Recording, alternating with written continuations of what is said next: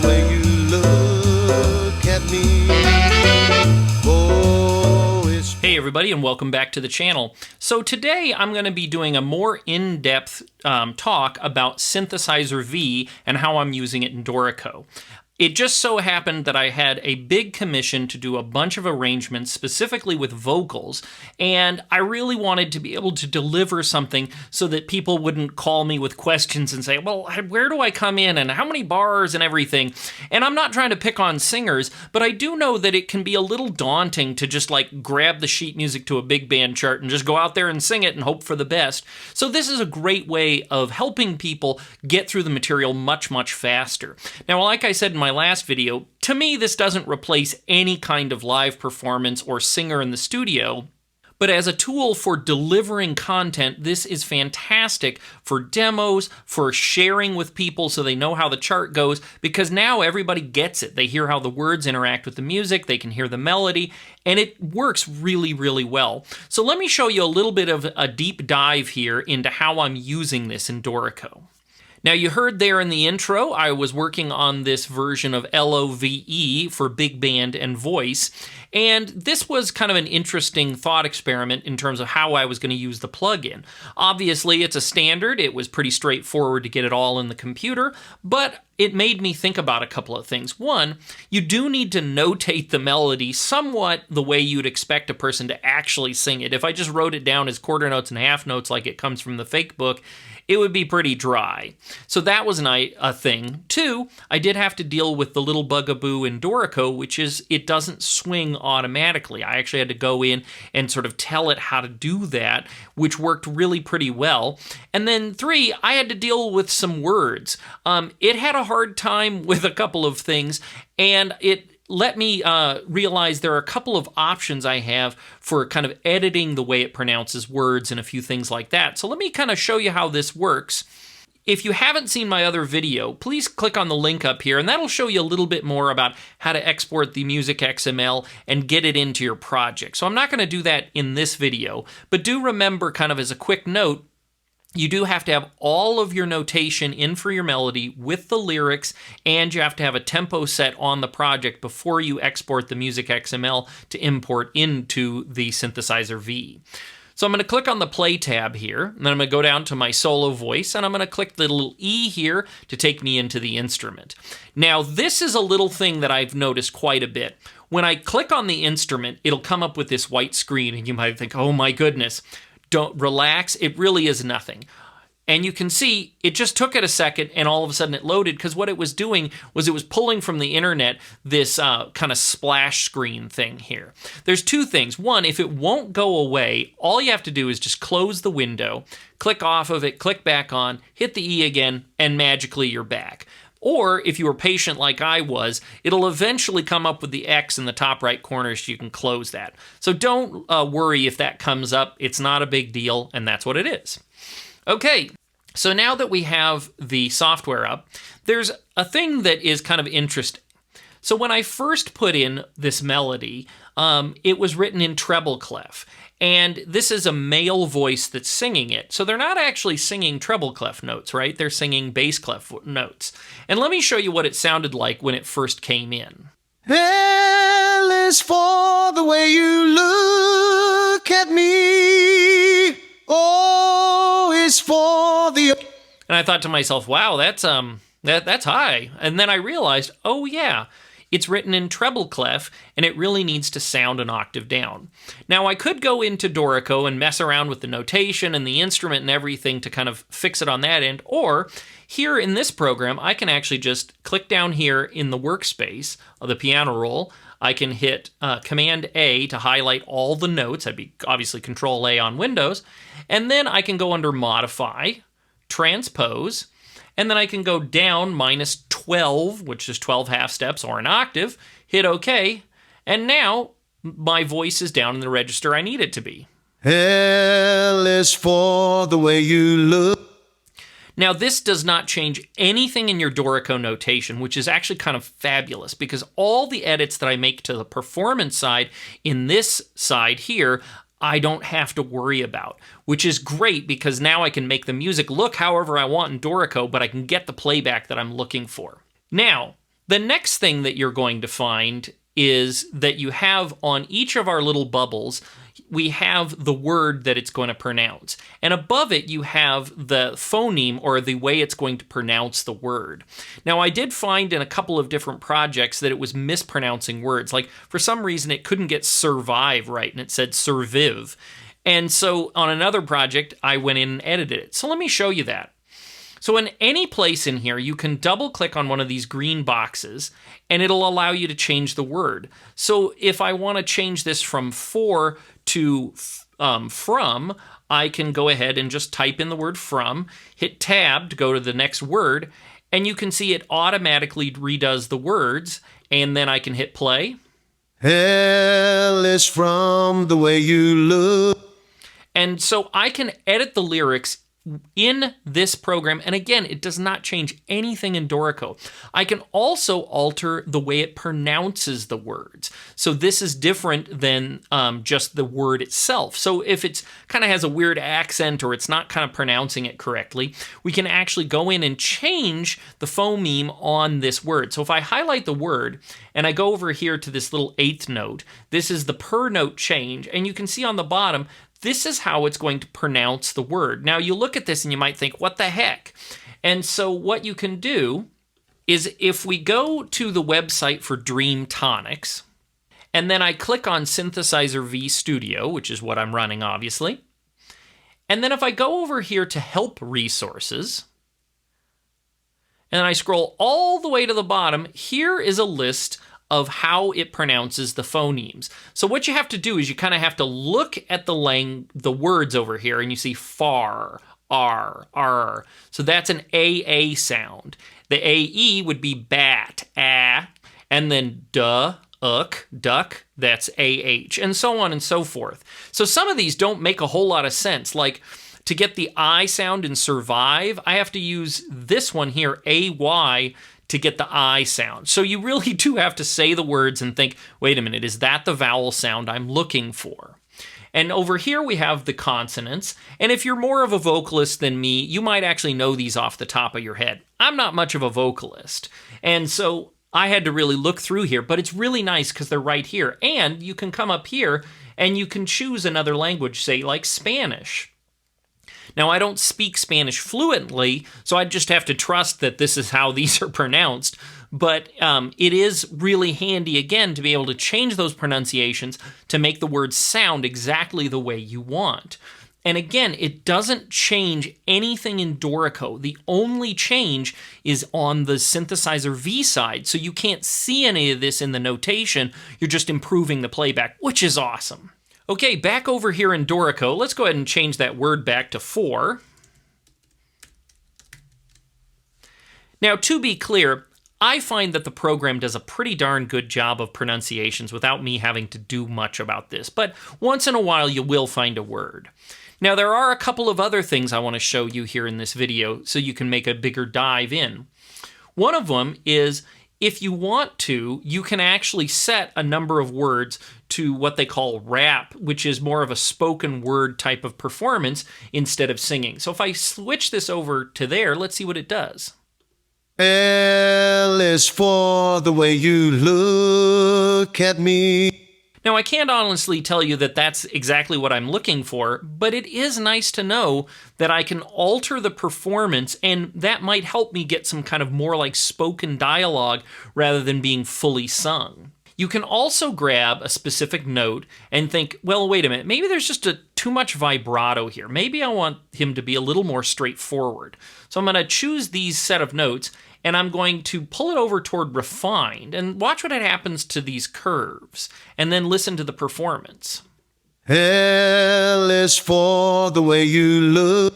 See, it's much more spoken and a lot less kind of, it has a lot less sort of emotion in it. I can also go down here to raw, and you'll see now it's going to be just a little bit more like kind of a shout, if you will. L is for the way you look. I can also try rigid, which is going to remove the vibrato and make it very literal. L is for the way you look. So you can decide if that's the sound you want. And then I can go up here to vibrant, which adds a ton of vibrato and kind of, emotion. L is for the way you look. Now, obviously, I had that originally set to right there in the middle, which I thought sounded pretty good. It was pretty natural and pretty normal. You can also do this vibrato modulation. So the less of this you do, kind of the cleaner it is with less vibrato, and then you can go crazy and add a ton of vibrato. L is for the way you... And I could see that in certain classical settings where that might be a little handy. In this case, way too much. Now, in the last video, I showed you about the AI retakes. Now, to be clear on the AI retakes, you can click all, which means it's going to change the timing, the pitch, and the timbre. Remember that word's pronounced timbre. And that would be fine, or you can do all of them at once, or just one of them at once. So let's say I want to have a little less pitch variation, so I could click on that, and we can hear what it sounds like with just altering the pitch variations.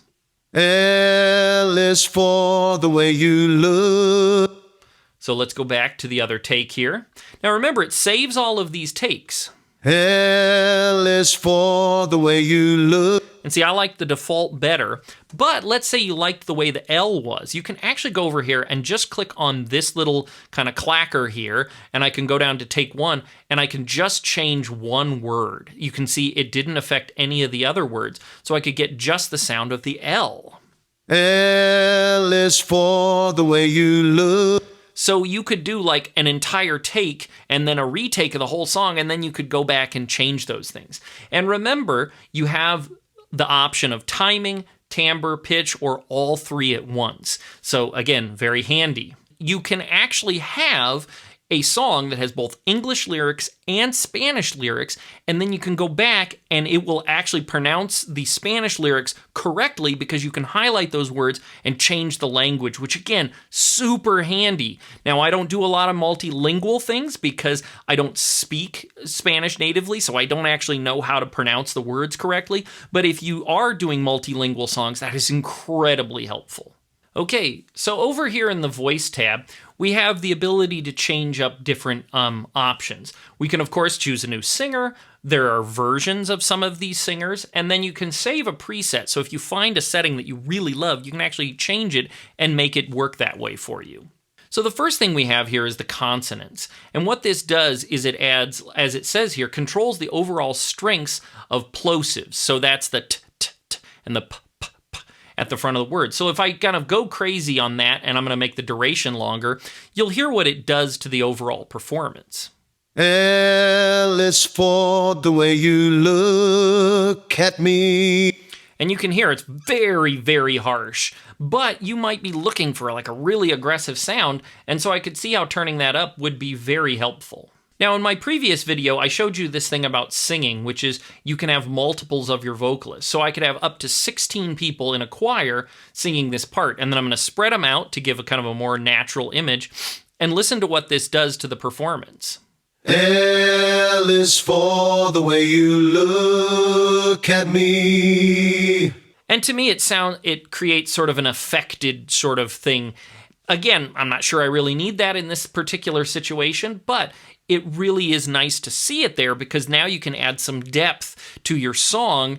We also have, on each different singer, you have all of these different ways of affecting the sound. You can make it more rounded, heavier, brighter. So like if I turn up the brightness, listen to what this does. L is for the way you look at me. So he's going higher up with his vowel sounds, and he's getting less of an awe in his voice. And again, all of these are editable. And then you have this parameters for loudness, tension, breathiness. And so like if I turn the breathiness way up, you'll see it's almost like he's whispering into the microphone.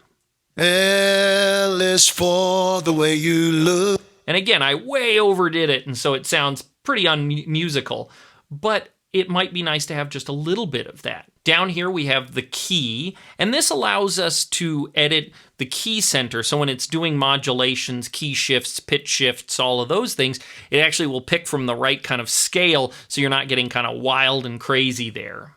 You can see down here, now my song's actually in G, so let's change it over to G and see what happens. L is for the way you look. Another thing you have is we have this dictionary tab.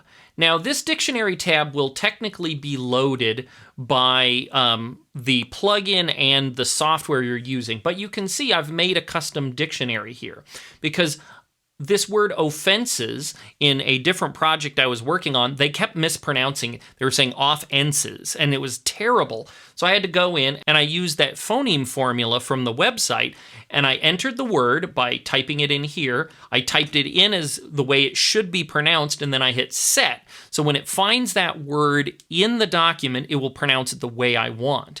And so that's super duper handy. And so I definitely could see if you were especially doing something with a lot of strange words in it, you could definitely improve that. And so, like, let's take the city where I live in, and let's see if it can pronounce it correctly. It probably won't. L is for the way you spoken at me. Actually, it wasn't too bad. But just to be clear, that is a handy tool because now you can go in and you can really edit pronunciations on words so that you get the exact right sound you're looking for. Down under the Effects tab, we can do different things. We can do an EQ, a compressor, and we can do reverb right here in the plugin, which helps a lot. And it's also cool because if you're going to export your project by clicking on this little up arrow, you can see I can actually remove, I can bypass gain and panning as well as the effects. Super handy yet again. So they really thought through a lot of these things. Another nice thing, and I'll show you this in a minute when we're using multiple singers, you can actually export multiple voices as separate files. You don't have to all have them coming in as one stereo image, which if you're pulling this into a DAW is super handy because all you have to do is unselect the mix down and select the voices individually. Again, super handy. I will say, though, you will have to make sure that you're getting the right format on your export every time. It does not seem to save this, so you're going to have to go down and make sure you're getting the right sample rate, the right bit depth, and everything else that you're looking for. Not a huge deal, but if you are going to export, it's something to pay attention to. Now, so far, the pre-rendered EQs and everything that I've seen on the program have worked really well. So I have not messed around a ton with the playback or any with the effects, but I do know that you might find you want to put just a little bit of reverb on there, and so you can hear. L is for the way you look at me. And I really think that sounds very nice to do that just a little bit. If you go under the effects, the top one here is room sound. And the room sound gives it kind of the natural quality of not being in a recording booth. And I think it actually adds a really nice presence to the voice and makes it sound a whole lot more human. L is for the way you look. Now, you got to be careful because, again, if you get too much of that, it's going to sound really kind of... Ugh. But it's not bad, and it really does help. And again, you can make the room smaller or bigger. And then really what you're doing is you're affecting the reflection. The more reflection you have, the more kind of bathroom it sounds. L is for... So maybe you want just a little bit of reflection. L is for... So again, it's very handy tools. I've been very impressed with all the built-in features. It really actually... it makes a really good sounding kind of demo recording. Again, it's not good enough to put on the album, but it is really good for these kind of things. The other thing we can do here, which is pretty amazing, is let's say you wanted to add like sort of a false kind of harmonic or harmony that's going to go along with your voice. But you don't want it in the score because you want it to be just kind of part of the performance. Well, this program can actually do that. You can actually create a new track by clicking on the little plus here, and then I can create a new track. And then what I'm going to do is I'm actually going to come up here to my arrange window, and I'm going to hold down the option key, and I'm going to just drag the music from the first voice to the second voice. And you can hear, if I solo it, it actually will be the exact same thing, but sung in the female voice. L is for the way you look. Okay, now I want to go ahead and I want to create a harmony out of this. So I'm going to go ahead and highlight these notes, and I'm going to take them up a third, just kind of to get that kind of sound out of it. And let's hear what this sounds like with both voices together. L is for the way you look. And then they obviously slid back into the unison. So if I want to unlink them, I can go ahead and highlight everything. I'm going to right click, I'm going to hit split the parent group. And what that does is it breaks this part away from the original part, so these notes are now independent. And so I could go ahead and I could delete a couple of these notes that I don't want it to sing. And you can see it doesn't change my original recording, but now I have harmony for just a small part of the song. L is for the way you look at me. Now you can hear the two variations might be a little bit off, and so this is where you're going to have to tweak to make sure that they sound kind of homogeneous, but it's so nice to know that we can grab these notes, we can move them around, and we can copy and paste, and again, nothing changed in Dorico. If I go back to Dorico, you can see there's still just the one line, and there's nothing else in there. Now, a quick tip here for Dorico. If you don't want to hear MIDI beeping in the background of your voice, you actually need to suppress playback of your vocal part. Again, it's just kind of a way that Dorico allows you to hear the notes when you're doing like note edits, because you don't get active playback from this particular plugin. So when you highlight all the notes in this line, you can go down to your Properties tab on the bottom and just hit Suppress Always. And that'll make it so you won't hear any of that little beeping in the background. Okay, so there's a couple more things I want to show you before I'm done with this video. On the very bottom here, there is kind of a new working environment, which is this phenom timing. And you can come in here, and this gives you a whole bunch of different things that we can automate. So you can see right now it's set to pitch deviation and loudness. And we can also click here to get different. So you can see now I can edit the way that it does the E sound in this word. And so I can make it a whole lot louder. And then if I hit play, L is for... and you can hear it really gooses that word. I can also do some timing. So I can slow things down and speed them up. I just have to click on the little point tool here. And then I can go like that, and we'll hear what that sounds like. L is for the way you... And you can see it varied the pitch and did some kind of crazy alien noises. And again, I'm not saying you'll want to use these, but it's so nice to know that it's down there where you can get at it. And there's a whole bunch of these kind of options that we can change and alter. We can also pick different tools, so we can pick the note change tool, and we can also draw a pitch curve. So we can actually, with this, we can actually draw in some of these shapes. So that's what I want the vibrato to sound like. L is for... And you can hear I can put in a custom waiver in the voice or something like that. So again, you get a lot of controls here. Okay, so now the other thing I really want to show you is kind of this other cool thing, which is the choir voices that are a part of Synthesizer V. Now, these are an additional purchase, and they're a little bit more than regular voices, but I really thought to myself, man, I would really like to have access to kind of full-sounding voices rather than just simply these soloists. Because if you were doing a real choral work, it would be really nice to hear the sound of a choir rather than just individual voices, and especially when they're doubled, because it doesn't really sound like a choir, it just sounds more like a vocal effect. So let me show you that in a different project. Okay, so I have a classical choir piece here by Purcell, and so let me just hit play and so you can hear what this sounds like. Remember, remember, our Lord, our offenses. Remember, remember, our Lord, our offenses. It sounds pretty darn good. Again, as a demo recording for your church choir or for a group that's going to be singing with an ensemble, this could be so helpful. Heck, you could even make part tapes out of this by just exporting one part at a time if you really needed to.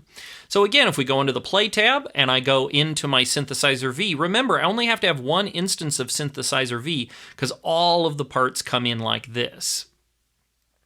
Now you can see that everything about this looks just like the last project. I have my words down here and I can do all the kind of edits that I did in the previous one, but I have a few things that look a little bit different when I go under the voice.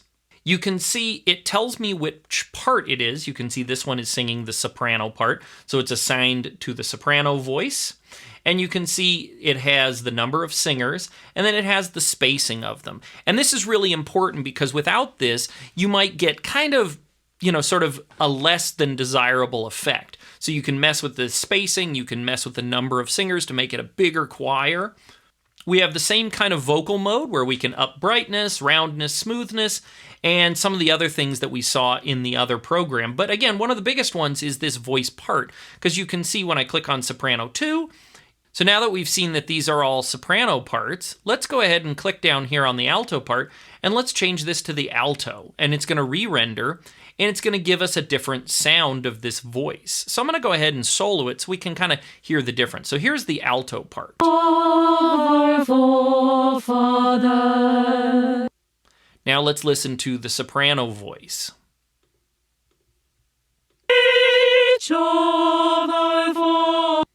So if we add that in, we get just a kind of a richer playback.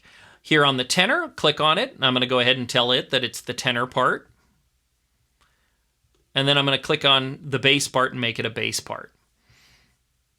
Now let's see what this sounds like now that we have everyone assigned to their voice range properly. Remember not, Lord, our offenses. Ah, you hear that they're mispronouncing offenses again, and that's where that dictionary comes in. And you can see that if I go in here and I switch it over to my David Larsen, where I fixed that word offenses, and let's go ahead and hear the playback and see if that fixes that problem for us. Remember not, Lord, our offenses, remember. There you go. Now, if you wanted a slightly different pronunciation, of course you could go in and you could mess with that. Now, the note editor is the same on this one that it is in the single voice, so you have that note start, which allows you to kind of spread the choir out so they're kind of a little more choppy and not quite so perfect, as well as we have the pitch, and then we have the expression, and then we have retakes, language, all of those fun things. And again, I could make the entire choir rap if I wanted to. Now, a couple other things to note is when you are exporting documents from Dorico, a lot of people think that you can't have the same vocal part on two different lines, which is actually not true. You can actually have two different voices in the same line because when you bring it into this software, it actually knows that there's two different voice parts and you can assign them independently. Let me show you that. Now, you'd think I'd show you that on a choir piece, but no, it's the background vocals to my arrangement of Never Gonna Give You Up. But you can see here, at the end, there's a really high soprano part in addition to the regular soprano voice. So what happens is when you import the XML into the Synthesizer V, you'll see it has this voice 1 and voice 2 from the soprano 1 part. And you can see if I slide over here, the voice 2 is just that high part because you can see that it is only playing back in that one spot. So I'm just unmuting things here for a second. And I go down here to the solo voice 2, you can hear it's just that one part. Give you up. And I'm using the choir sound. So then when I combined it with the regular soprano part, and you can get both of them at the same time. So if you do write a more traditional choral piece where you have your sopranos and altos on the same part, you just need to make sure you separate them into different voices, because if you have downstem voices and upstem voices, when you import it here into Synthesizer V, it actually knows the difference and you can set them independently and control them independently. So you can do all of these options I've shown you on the two separate voices and you don't have to change the notation of your music. Well, I hope this has been really helpful for you. Again, this is one of the best tools I've found in a long time for both Dorico and arranging. I am a real big fan of producing stuff for my clients that really helps speed up their process. Again, I'm not trying to replace an actual classical choir here. I just want to send the music out so that they have a better understanding of what it's supposed to sound like, especially if I haven't had a chance to have it officially performed and recorded by a good quality group. And as we know, it's hard to find the players sometimes, and it can be kind of expensive, especially if it's, say, for a high school or something that's on a limited budget. This gives me some real tools to help them get a better performance right away. So if you have any questions about Synthesizer V or about how you can integrate this into your DAW, let me know. It does work in other DAWs where you can do the same kind of thing, because you can actually start with just a melody in MIDI that you copy into it, and you can then add the lyrics right there in to Synthesizer V, save the file separately so you can call it back later. So it's a very powerful tool for kind of creating a vibe that then you can give to a singer who can come in and really knock it out of the park. Again, please subscribe, please like the videos, send me some comments. I love hearing from everybody. And if you don't mind, tell about 300 friends or so. I'm really trying to up my subscriber count right now. And I'd just like to get some more people checking out the videos. So again, thanks so much for watching, and I'll talk to you next time.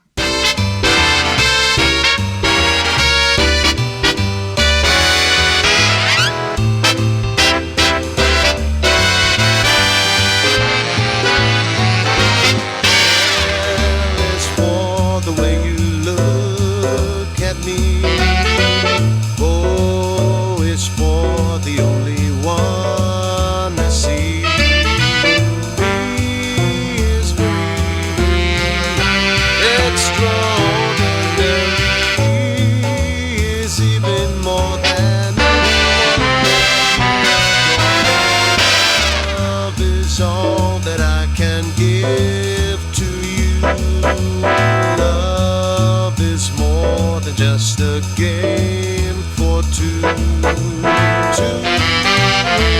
can make it. Take my heart and please don't break it. Love was made for me and you.